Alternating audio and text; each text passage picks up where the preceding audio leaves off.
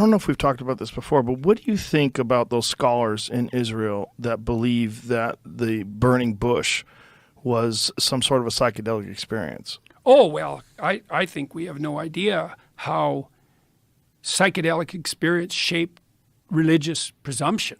Have you read Brian Murarescu's Yeah, absolutely. work? I interviewed him. Oh, yeah. Amazing. I mean, look, we know that the shamanic tradition, which is God only knows how many tens of thousands of years old.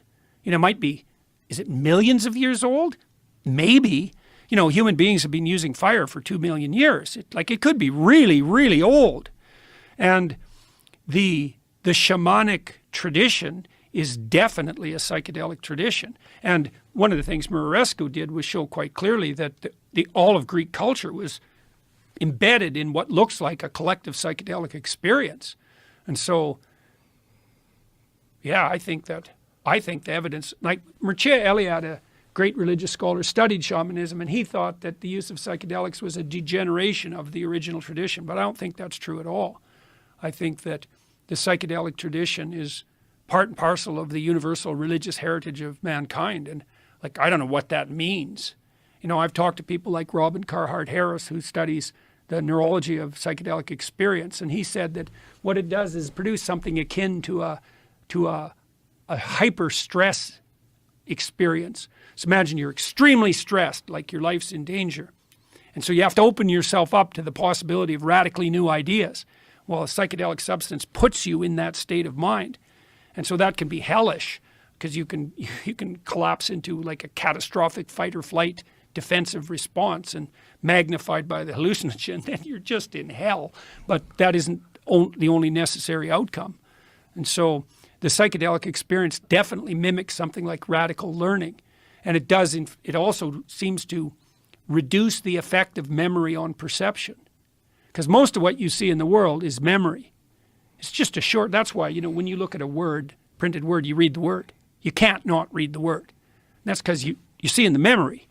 You're not seeing, like when I look at the sign behind you, I'm not lost in the yellow and the details. I see the Joe Rogan experience, right? It's part and parcel of the perception. It's all memory. What a psychedelic does in part is remove the inhibition of memory from perception. And that re-immerses you in the complex world and shows you how remarkable and beyond comprehension everything really is. That's real. But the question is what to do with that. Timothy Leary, his doctrine was turn on, tune in, drop out. And that devastated the whole culture, that idea. It's like, well, if we just shed our presuppositions and the whole industrial nightmare, we'd all be freedom-loving hippies wandering around in Eden. It's like, no. I wanted to do a line of psychedelic products. Turn on, tune in, grow up. Right. I think that's much funnier, much better. Yeah, and that's also possible. That's a possible path through this sort of quest for spiritual enlightenment.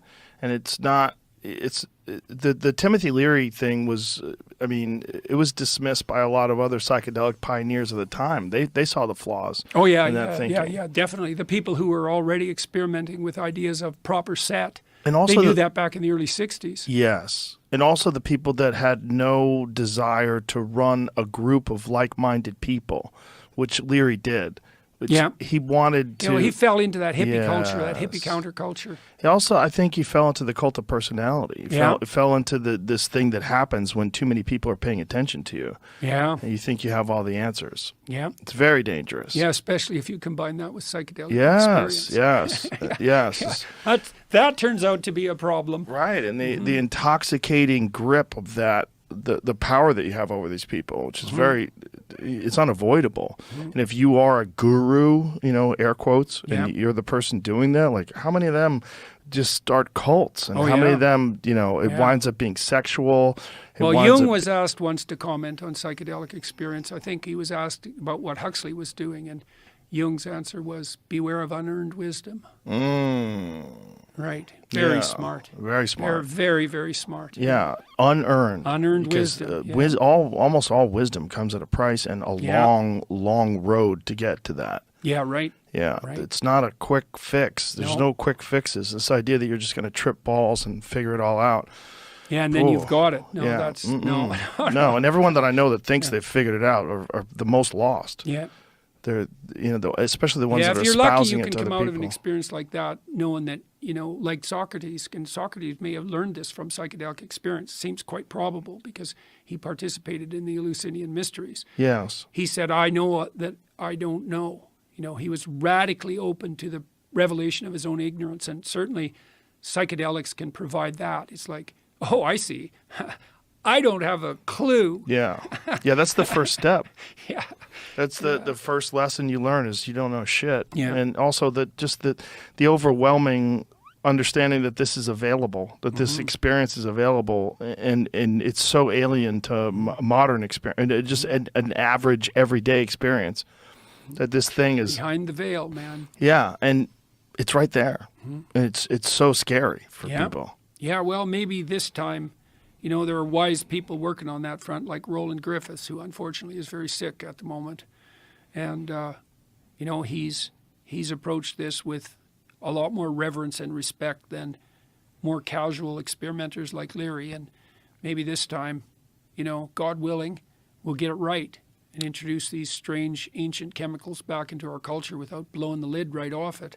Right, and I think one of the best gateways to that is dealing with people who have trauma, soldiers with PTSD, where they're doing MDMA therapy, and also other people that have had violent experiences in their life with MDMA. Yeah. It's helped them to overcome that. Griffiths has helped people deal with paralyzing death anxiety consequential to cancer diagnosis, and Yes. and those studies they're very dry.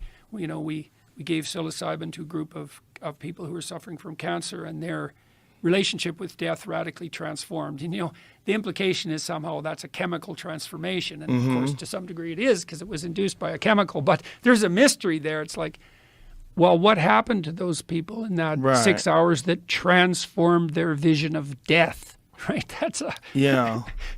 And what happens... There's a bit of a mystery there. During the most profound psychedelic experiences, are you actually in the presence of God? I mean, are there moments during those things where you kind of see it? That the veil does get lifted and you do briefly for a moment. Yeah. And well, then, I think the same thing happens to you to some degree when you fall in love. Like when you're in love with your kids, well, you see them better than you've ever seen anyone. Yeah. You see deeper into them than you've ever seen into anyone. Yeah. So love is the partial lifting of that veil of ignorance. Yeah. And I think that's true of romantic love too, is you see into the soul of the other person, so to speak. You see what they could be.